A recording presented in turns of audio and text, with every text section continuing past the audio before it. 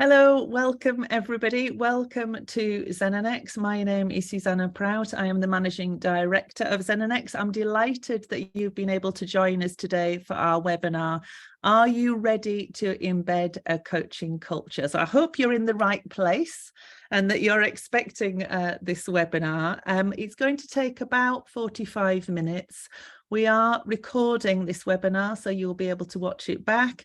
And also we want to make sure that we have got some time at the end for some questions so we can help answer any questions as we go through.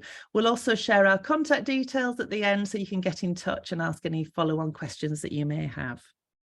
So as I've mentioned, I'm the MD of Xenonex. I'm an executive coach. I've been coaching for about 20 years now. I can't believe it's been that long. And I'm also the lead tutor for our ILM7 executive and senior leader coaching programs. We have a team of over 30 exec coaches, consultants, psychologists and specialists that work with us here at Xenonex. And embedding coaching cultures is our core business. So it's what we do with clients day in, day out. I have a background prior to Xenonex as a people and change consultant for KPMG, which is really where my development and interest in coaching started. And so we're talking about 20 years ago there now. So it's been a long time in terms of working in this field. So why have we put today's webinar on? Well, certainly given the challenges that organisations have faced, particularly since COVID and obviously since then, we've never experienced as much interest in embedding coaching cultures than we have currently. So this is why we've put this seminar on for you today. Many clients are looking to embed coaching cultures as a way of empowering and engaging teams within their workforce to be at their best, particularly under challenging times. And often they come to us and say they're a bit surprised that they've tried doing a little bit of coaching, but it hasn't stuck. So it's been seen as a little bit of a fad, something that we're going to do this year, here today, gone tomorrow is often what we say. So one of the things that we're going to be talking to you about today is about how you can strategically plan to develop and embed the coaching culture over a longer term period, because that's really how we're going to make it stick. What we've done with our work with clients over the last 15 years here at Xenonex is identified 5 key stages of developing and embedding a coaching culture. And I'm going to go through those 5 key stages with you at a really high level, and then you give you access to one of our coaching culture toolkits after this webinar, which you'll be able to try out for yourself. Ultimately, we're looking at coaching being the preferred style of leadership and approach within organizations. So if we have an embedded coaching culture, it's the way in which the organization interacts with clients internally, but also externally, i.e. it's the way in which we do our business. We use coaching as that golden thread that runs through all of our conversations. Okay, so that's a little bit of an intro to get us started. So in terms of Xenonex, we were established in 2008. We're specialised in embedding coaching cultures with clients. We're an ILM centre with direct claim status, and we're also a strategic partner to City and Guild. So we do a number of these webinars nationally and internationally around embedding coaching cultures. And we've just listed there some of our most recent clients that we've been working with, helping and supporting them in developing coaching cultures.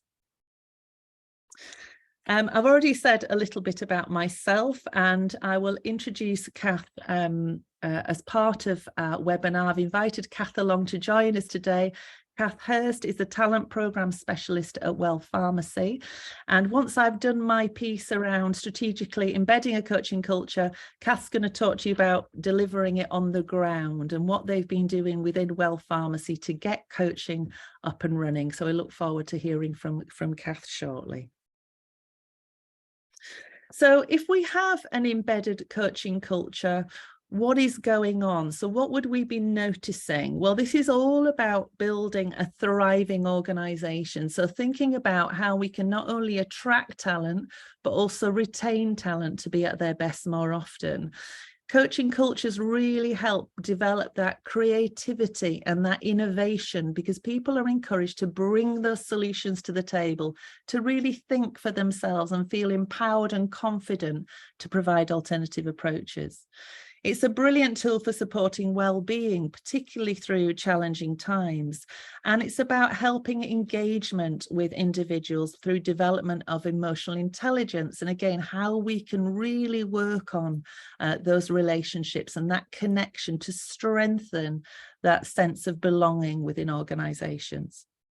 It's a wonderful tool for helping both working with internal stakeholders, but also external stakeholders. So again, that way in which we do our business, it can really help drive performance, again, through that further engagement. And this is all about ultimately being at our best more often, both as an individual, within our teams, and across the full organization. So there's lots of brilliant reasons why embedding coaching cultures are a really good thing to do. What we need to think about and consider is all the different conversations that happens at all levels across the organization, and thinking about coaching as this golden thread that links through every single type of conversation that you have, whether it be a performance conversation, a development conversation, a career conversation, a well-being conversation. It's the tool that we use to have great conversations every day at all levels. And you can see on the diagram here all the different types of coaching conversations that can take place, starting right from the sort of sense around coaching self and that sort of more informal peer coaching, that supporting one another using coaching skills day to day, moving more formally into team and group coaching, which is really on the rise at the moment. Then the essential leader as coach programs, which are those day-to-day conversations that you have. Your own coaching pool that you can develop and accredit and supervise internally that provide a service. And then finally, this external qualified coaches that work in a consistent manner and deliver a consistent service back to you as their clients. So there's so many different ways that we can think about all those types of conversations. But before we launch into the 5 key stages that we've developed here at Xenonex, it's really important to contextualize it within your organization and within your sector.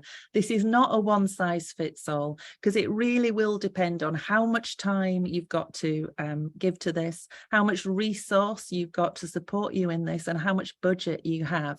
So this is about presenting an ideal scenario, but it's about contextualizing it. And that's another good reason why it's important to complete the coaching culture health check tool at the end of this webinar, which we'll send out, because that will help you apply it to your own individual context and think about, okay, what's the next stage that for us as an organization, with the challenges that we have and the resources that we have, what's the most appropriate thing that we can go on to do now?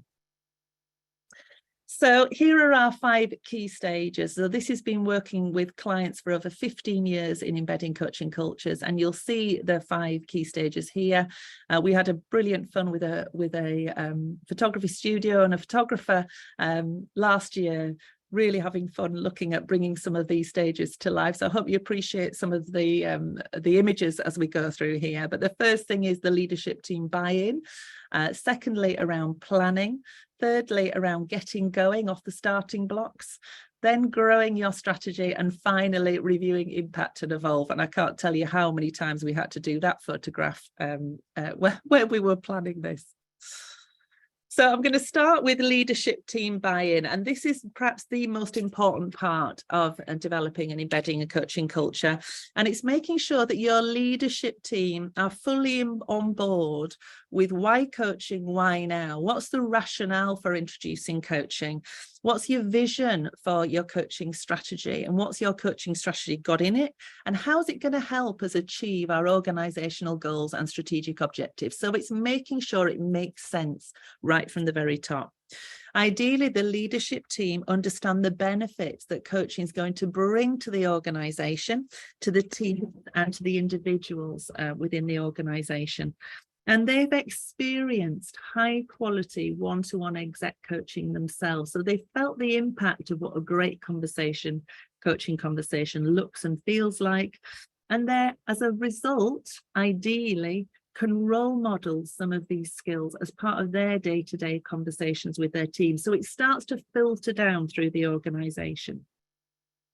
So the leadership team would possess coaching skills, are trained to possess coaching skills, and are really put through their paces in terms of experiential coach practice. So not just put on an online course for a couple of hours and expect them to suddenly be able to coach, but actually watch them coaching, give them feedback on coaching, and move them out of their comfort zones to really understand what a great conversation looks and feels like.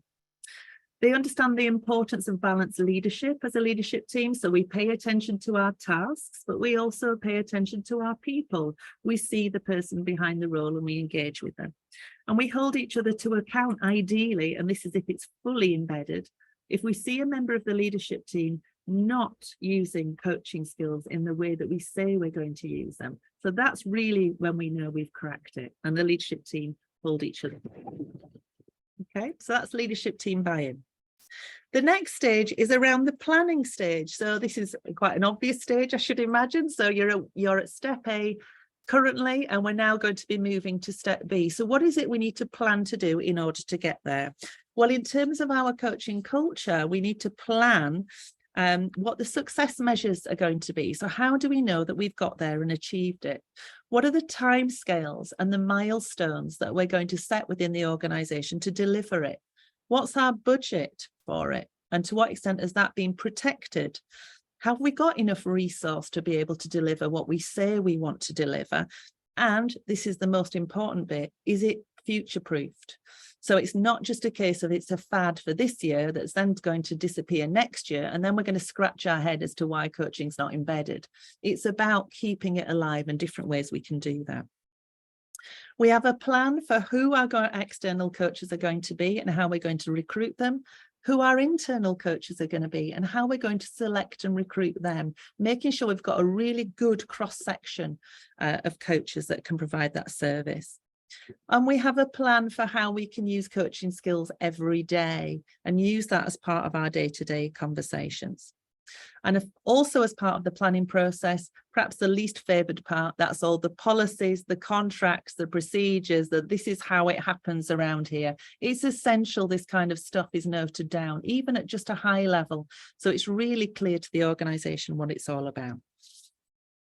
The third stage is about getting going. This is about now we've got the leadership team buy-in. Now that we've done our plans, let's get off the starting blocks now and get some of this coaching work underway.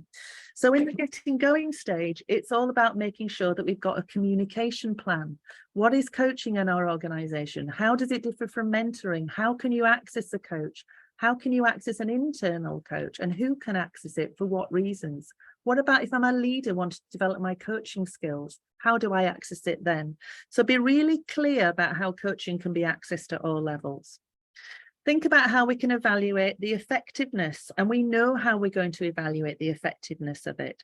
We've got a great coaching team externally lined up now, and we've got a consistent way of working with them. Equally, we've got a really good pool of internal coaches that are accredited, and they're offered supervision, so they're being at their best in terms of their coaching.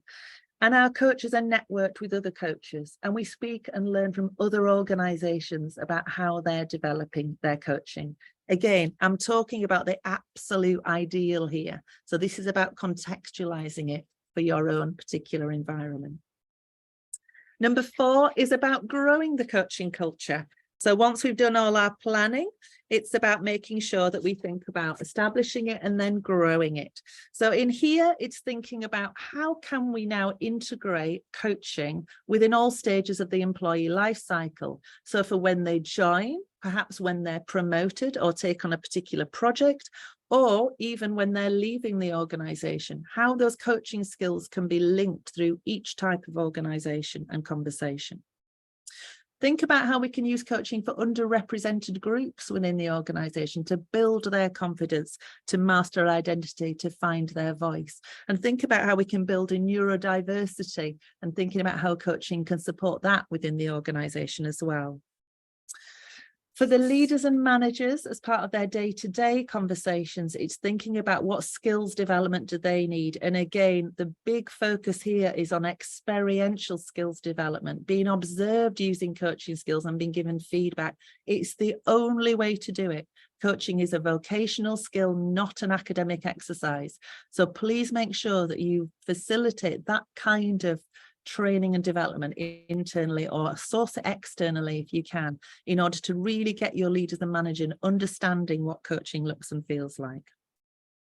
You provide a range of solutions around coaching, so that could be some online coaching, some face-to-face coaching, some team and group coaching, or it could be just-in-time coaching, on-demand coaching, where people can access a certain number of hours for a particular reason. For example, they may be suffering perhaps with a well-being issue, and therefore they need just 1 or 2 hours to really help them think it through, to help them be more okay, for them to go back into the workplace and continue to perform.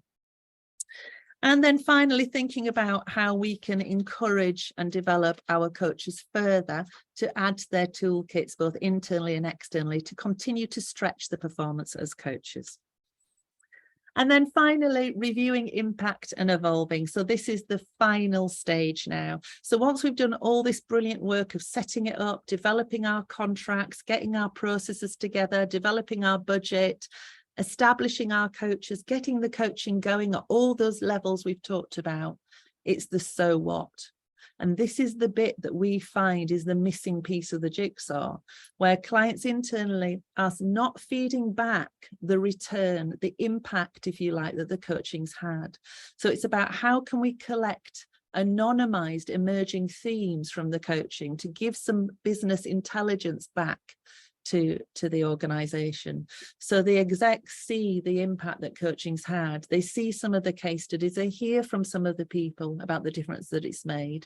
And therefore they reinvest that budget, that future-proof budget that we want to keep going, to make sure that coaching really sits at the core of every conversation that we have. And that data and insights helps shape what's going to come for the following year in terms of our coaching focus. So those are the 5 key stages. I've rattled through them. Those 5 key stages are part of our health check tool, and the health check tool link will be sent out to you directly after this webinar for you to complete. You will see here's the login page that you will get access to as part of it. You just need to complete your details and access the tool. It will take about 15 minutes, no more than that, to complete. Please make sure that you're completing it with someone that has the strategic lead for coaching within your organization, so that you really are making sure that the right people are engaged in the 5 key phases. You'll receive a PDF report following on from that, and you will therefore be able to then book in a Calendly meeting with myself or one of our coaching culture specialists at Xenonex to take you through your results in more detail. And if you've got any questions at all, please do get in touch. But the coaching culture health check tool is something that you continue to use on an annual basis, and then you can measure your progress over time in terms of how you're doing. Okay, that's all from me. So I'm going to stop sharing my screen now so I can introduce Cath, and Cath can begin to share her screen. Fingers crossed, Cath. Yeah, I'm just about to do that now. Fantastic, thank you. So Cath, as I've said, works for Well Pharmacy. Cath has been a client of ours for a number of years now, and I have very much thankful to Cath for spending some time pulling together her slides today, but also talking about the work that you've been doing within Well Pharmacy around coaching. Cath, so over to you. Hi. Thank you everybody for joining this afternoon. I won't take up too much of your time, but very kindly Suzanna has asked me to join today to talk to you about my journey at Well Pharmacy with the coaching culture and how we operate as a business, and taking you on that journey really, because it wasn't necessarily straightforward and still isn't at this point. I've worked with Suzanna for quite a while in various different organisations, so it was only it was my preferred option really to get back in touch with Suzanna and take her on this journey with us, really, whether she wanted to or not, to be honest. So. We're delighted to do that. We're delighted. Absolutely. So at Well Pharmacy, I'm the talent program specialist, and I'm responsible for leadership and management development, as well as apprenticeship across the business. For those of you who don't know Well, we are a pharmacy business. So we have approximately 750 locations across the country, and we are the largest independent pharmacy in the UK. And you may have heard of Boots and Lloyds, but quite a few people haven't heard of Well. So I just want to give you a bit of background to our business. The challenge for us as a pharmacy business is the landscape in which we operate. We are governed by NHS contracts. It's a very, very regulated organisation. There are lots of boxes to tick, lots of training, mandatory training that needs to be done. So I suppose thinking in that space, how do I put in this nice to have that is coaching, really, that the business when I joined did see as a nice to have. But when I was doing some research, when I first joined in August 20, I was reading some leadership and management coaching effectiveness research, and I was looking at developing some new opportunities. And this question came up: can you imagine a professional athlete not having a coach? And as I thought about it, I thought, well, no, I can't actually. All professional athletes usually have access to at least one coach, and there may be a well-being coach and a nutritional coach and a performance coach.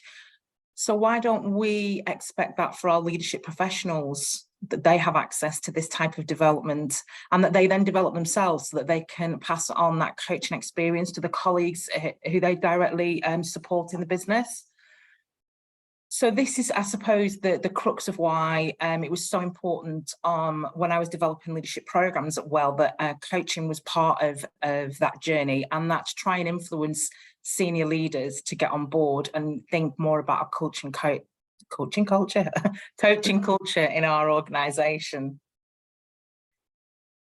Just talking about our journey at Well Pharmacy, when I started, as I said, in August 20, my first project was to design and deliver a new leadership programme for senior leaders and mid-level leaders, which was to go live a whole 4 months later. So no pressure there then.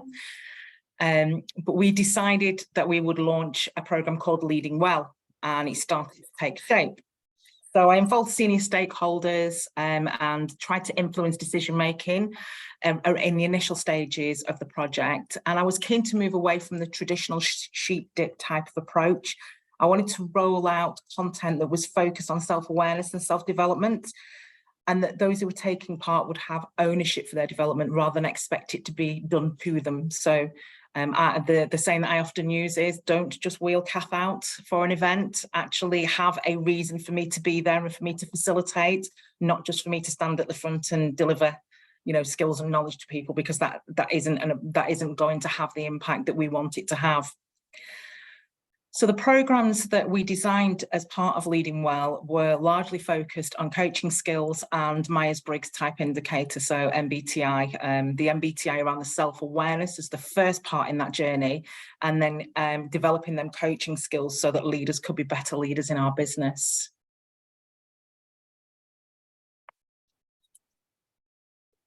So how did I gain buy-in and support? Well, all of this activity was great, and I had a budget as well, which was even better. So it was all quite positive at the beginning, but I'm presuming that you sense there is a but, and there was quite a very large but, that our senior leaders weren't wholeheartedly bought into the idea of formally exploring and developing a coaching culture across the business, which was, I suppose, like a dagger through my heart, really. I was really disappointed. I'd sold them the dream, I'd involved them in all the initial stages, and then it came to the crux of the matter and they weren't wholeheartedly bought in. And what I found was that our senior leaders were primarily focused on the return on investment. And because I couldn't articulate that to them at that point, I'd lost them. And I hadn't taken them on the right journey and the journey that they needed to go on. So what did I do? Well, I decided I wasn't going to give up, and I would continue by stealth, whether they wanted me to or not. And I would build momentum under the radar. So this goes sort of slightly against what Suzanna was saying earlier, but if you don't get past that first stage of having your leaders bought in, you need to find a way of getting there. So I went a little bit off-piste and decided that that was the way that I was going to try and get our senior leaders on board. I knew that I had to understand and believe in the power of the coaching culture so that I could take others on that journey with me. So I did a lot of research and spoke to Suzanna quite a lot. In my experience, development is seen as that nice to have, and it's all around cost and return and investment. So what was I going to do differently? Well, I put a proposal together and I had no intention of sharing it with anybody. It was purely to organise my thoughts. I put together a PowerPoint presentation. It was very pretty and it was very lovely, but it was just for me to organise my thoughts so that when I had the opportunity to talk about a coaching culture, I could talk with knowledge and passion, and that I could, make sure that that message was getting out there a lot. I also wanted to expose the team that I worked with to the idea of coaching and how it can transform wider teams. I sit within a people function. So, our ER team, so the people who deal with the challenges in the business around disciplinaries and grievances, I was talking to them about, well, imagine if that leader that you're speaking to now had approached that situation in a different way, then you may not be at this point that we're at now. So I started to have them smaller conversations, but ultimately, with Suzanna's help, we pulled together a session that and I exposed our team to that development, and some key leaders in our people development team went on it was 2 sessions altogether, and it had a huge impact. And something that one of the things that really had an impact was an exercise that we did around your career journey, about how you feel at different points in your career. And that helped our team understand that not everybody in our business is at the same point in their life cycle. It opened their eyes to their own journey, but also how other stakeholders in our business may feel, and how we could maybe use this wider. And I got quite a bit of traction, which was absolutely superb. And I also then had an exec team member on board who could champion my cause. So we were getting there little by little. Next was one of my biggest hurdles, really, was influencing people outside of our team. So my approach to this was, I was fortunate enough that our business invested in myself doing the level 7 coaching, exec coaching program. So as part of that program, I had to have 2 to 3 coaches as candidates to work with me, and the sponsor, who would be a senior leader.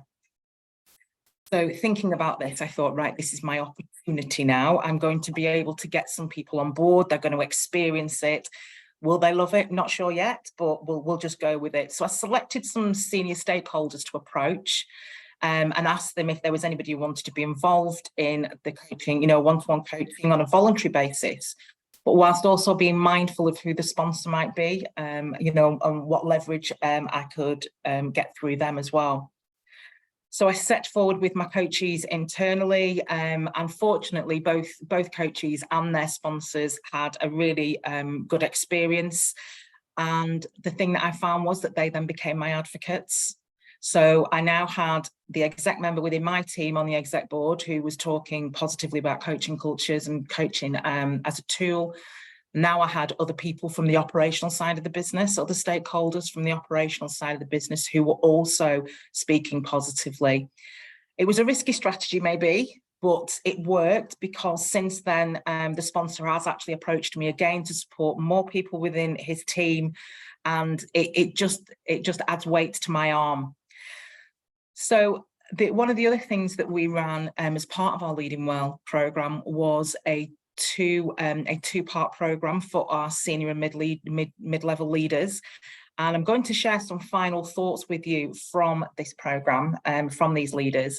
What we did was we ran a workshop where they were exposed to coaching and sent a little bit out of their comfort zone and had to do some practical things. Then we asked them to go away for a month and experience coaching live in their environment with the challenges that they had and everything, that was being thrown at them left field. They still had to be in that coaching space. And then we brought them back and we did what went well, what could be even better. But we also asked them to be part of a coaching feedback session. So they had to coach live coaching and then get feedback from professionals from Suzanna's team, which again threw them even further out of their comfort zone. But I can't tell you how much of an impact it had on our teams. It really changed how they operate and how they thought. And some people, I haven't shared this on the final slide, even used rather colourful language to explain how much they enjoyed the programme.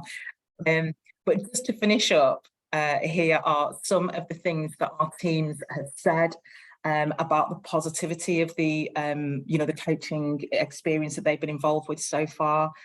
Some of these things are about feelings, and confidence and positivity, and some are about practical tools. So I think we, as a business, have struck a really good balance where we offer, both sides. So we can offer some behavioural change, but we can also offer some emotional connection as well to coaching as, as a tool and as a really valuable leadership development opportunity. So thank you very much for listening to me. I will pass back over to Suzanna. Thank you so much, Cath. Thanks so much for taking us through that. That's really fantastic. And if I can just say, just to begin with, whilst I'm just summing up and we're doing our summary, we're going to invite you now to add any questions or comments that you may want to put into the chat. So please do, please ask us anything you like, or please make any comment or any takeaway that you have got from listening to Cath and myself today. But I think just coming back to you, Cath, around, this sense of, I talked about the ideal in terms of the strategy, the 5 key phases. You've talked about the reality, about getting it going from the ground upwards with little support to begin with, but then sort of converting hearts and minds in terms of why this is a good thing, which is so brilliant to sort of see your tenacity in terms of making it work. Then I love the fact that you went off piste with it, is the way you described it, and the fact that you didn't give up. And also it was really important that for you, as championing this strategy, like you said, you did a lot of reading, but also you went through the level 7 program, which is not an easy thing to do. It's an awful lot of work, and I know you really sort of threw yourself into that. And I know each time we spoke, you were more and more engaged with coaching, and so you're a real convert to coaching, which is brilliant in terms of how it can work.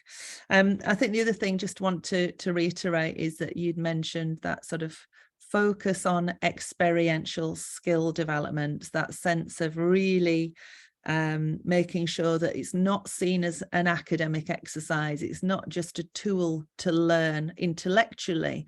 It is so important that the skill is practiced, that people are observed with that skill, and they're given feedback on their performance by people that are experienced in terms of coaching. Otherwise, we don't know what we don't know, and we lead each other down a blind alley, and we start mentoring, advising, guiding, pointing, pressing, telling, which is what we want to try and avoid in order to really get that empowered culture we're looking at. Just a couple of questions really, Cath, and I suppose one was around what you sort of see now as your next phase of development, where you can sort of see this going from here. So when I started this journey nearly 2 years ago now, I started with let's embed a coaching culture, and let's do this, this wonderful tool that Xenonex have put together. I've had to do quite a lot of work to get us to that point where now I think I am ready to present that to our senior leadership team. I've spent nearly 2 years working quite hard. So I suppose it depends on people's very own business, but in our business, I went in too quickly, too hard, and expected people to be exactly where I was and in my headspace. And this is wonderful, and why wouldn't you like it? Because it's amazing. But doing quite a lot of the groundwork, I think we're now getting to a place where I can put some work in with our teams around trying to present some of this, at a higher level. So that is my next 6 months, I think. We have just bought another business, so we've got another 1,600 colleagues joining us.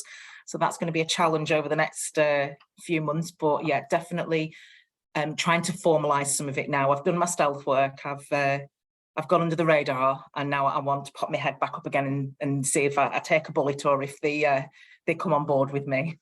Fantastic. That's brilliant. That's brilliant. Thanks for that. And just finally, any advice for anybody just starting out right at the very, very beginning of this? What would be one piece of advice you might share with somebody that's listening to this webinar and thinking about, okay, we've not got started. What would be a good first step, would you say? I think one of the things that I learned from was know your business, really, really know your business and know your key stakeholders. I was very new in the business when I started this journey. and was quite clumsy and didn't approach it necessarily in the way that was palatable for the business. So know your business, but also know coaching as well. Really understand that coaching, what I suppose what the purpose is, why it's important, how transformational it can be. So understand that, do a bit of research as well. So know your business and know coaching.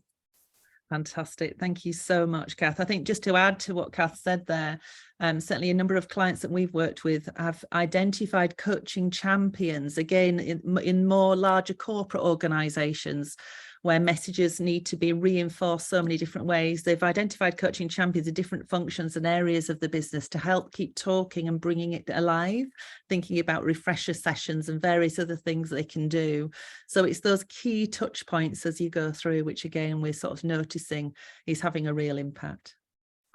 Thank you so much, Cath. Now I've got, I believe, not a question, but very engaging and inspiring story. Thanks for sharing, Cath. That's from Stephanie. Thank you so much for sharing that, Stephanie. I can't see any questions currently other than a comment. So if you have them, please do add them in. But if you are not wanting to ask questions now, but you want to engage with us afterwards, please just send an email to me. We will send it out via an e-campaign. You will get the link to the Coaching Culture Health Check tool. We recommend that you do that in your own time. As I've said, no more than 15 minutes with people that are responsible for potentially looking at coaching culture within your organisation, and then to book a feedback session with myself. But we will be in touch.